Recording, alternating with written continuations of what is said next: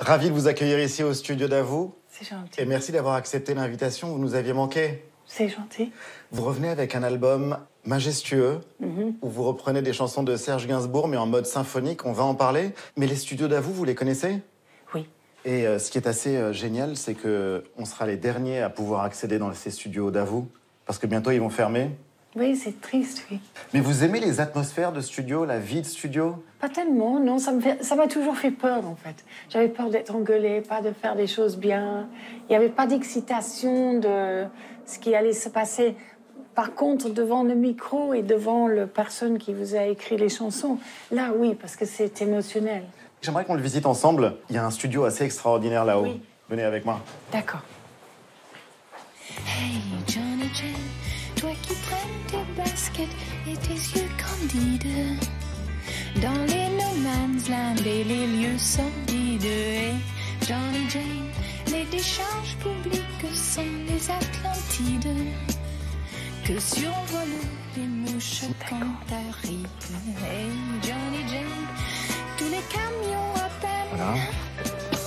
viennent-ils déverser bien des peines infanticides. Hey, Johnny Là, on arrive dans le cœur du studio d'Avou. Eh oui. Les plus grands ont enregistré les musiques de films ici. Il y a eu Georges Delerue qui a fait la musique des films de Godard. On a vu tout à l'heure Les Demoiselles de Rochefort. Il y a eu l'affaire Thomas Crown aussi. Oui. John Barry? Oui, ici? Oui, Oh, sans blague, lesquels? pour Moonraker. Eh ben. James Bond. Eh oui. C'est un endroit assez fascinant, justement, qui a été conçu pour pouvoir accueillir des orchestres symphoniques. Oui. Et il y a Serge Gainsbourg qui a enregistré ici la musique du Pacha de Georges Lautner avec Gabin. Je vous en montre un extrait.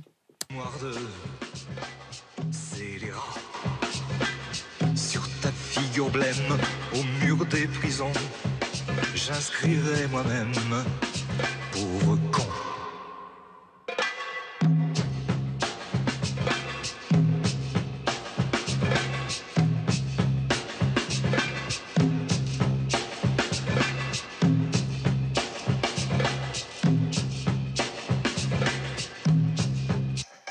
Eh oui, là. Juste là, Ouais. ici où il regarde à travers la vitre. Il est chou. Il est chou, vous avez dit, de l'homme à la tête Ah de oui, chou. il était très chou, là. Qu'est-ce que ça vous inspire de voir ces images? Pas grand-chose entre nous. Pas franchement. grand-chose. Ben non, il est chou comme tout. Mais c'est pas encore dans mes années à moi. Non. Donc en fait, ça me touche quand je l'ai connu. Là, c'est une curiosité comme ça.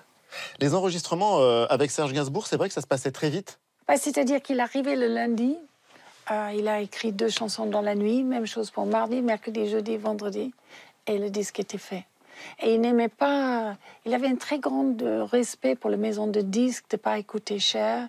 Oui, je suppose que c'était assez rapide. Donc en fait, ultra pro.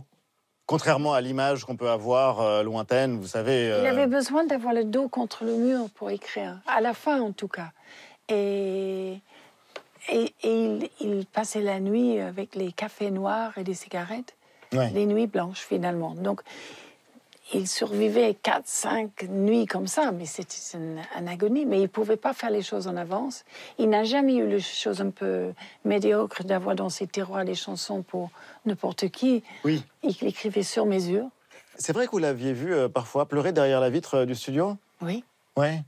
Mais c'était quelqu'un Parce de que c'était très extrêmement émotif. intense. Ouais. Mais très émotif. Il était quand même juif, russe. Et il y avait un âme slave quand même. Donc il y avait tout ce qu'il y avait de plus exultant en étant très, très, très drôle. Mais montant sur des tabourets avec les dernières blagues juives ou des dernières blagues belges. Est-ce que je t'ai raconté ça? Ben, voilà. Et terriblement triste dans 5 minutes après. Comme les enfants, un peu. Et pensant toujours qu'il aurait une autre chance, qu'il serait pardonné, parce qu'il ne pouvait pas résister non plus à blesser, parfois. Ouais. Surtout s'il avait le bon mot. Il ne pouvait pas résister à ça. Quand tu disais, oh, Serge, quand même, franchement, là, tu fais tellement de peine. Il dit, oh, pardon, pouchi, pouchi, pouchi. Ici, c'est aussi un lieu où a été enregistrée la musique du film Cannabis. Ah, son 1970, où vous avez joué avec Serge Gainsbourg. Mais je n'ai aucune mémoire. C'est quand même un désastre. Toi, tu te plaignais de penser. Mais moi, c'est 50 ans plus tard, tu verras. Oui. On s'en souvient de rien. Ah bon, c'était ici, Cannabis. Mais peut-être que je n'étais pas là pendant la musique du film aussi peu. Possible. Oui. Musique composée évidemment par Serge Gainsbourg. Oui, oui. Et c'est toute une époque. C'est vrai que ça vous paraît loin, ça paraît une éternité? Ah oui, Oui. ah oui. À quoi ça ressemblait la vie alors? Ah, c'était drôle. Je ne sais pas si c'est en rigolotant. Probablement. Mais bon. Différemment? Oui, c'était drôle. Mais oui, très différemment. quand C'était même. peut-être moins lourd. C'est pas tellement ça. Nous, on sortait tout le temps. Ouais. À partir de... Dès qu'on couchait les enfants, hop, hop, hop. On était dans les boîtes de nuit et dehors. Je ne sais pas si c'était bon ou mauvais, mais en tout cas, c'était rigolo. Et puis, on rentrait une demi-heure avant que les enfants se levaient pour l'école. Ça, c'est pas une légende. Ah non. Vous rentriez juste avant Oui. que eux n'aillent à l'école Oui, pour ça, je petit disais déjeuner, que les c'était accompagner. Peut-être même pas petit déjeuner. Ça, je disais, ah, c'est comme des oiseaux dans les nids qui... Et après, ils allaient à l'école et vous alliez dormir. Exactement. Et moi, j'étais là pour 4h30 pour les ramasser de l'école. C'est une époque bénie pour vous? À cause de les personnes que j'ai traversées, notamment Serge. Et vous en avez une petite nostalgie? J'ai nostalgie des enfants, de comment ils étaient quand ils étaient petits. Kate me manque beaucoup. Oui.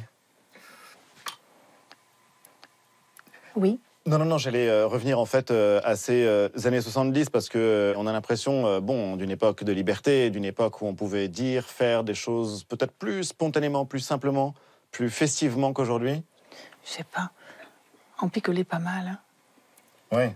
Donc je ne sais pas. Je ne sais jamais si c'était plus libre ou non. Je pense que quand j'ai revu mon légionnaire avec Serge et le gamin, lui qui pensait que c'était moins chaud s'il faisait ça avec un petit garçon, je suis pas sûre. Non, ça ce serait absolument impossible. Il y avait du soleil sur son front qui mettait dans ses cheveux blonds de la lumière.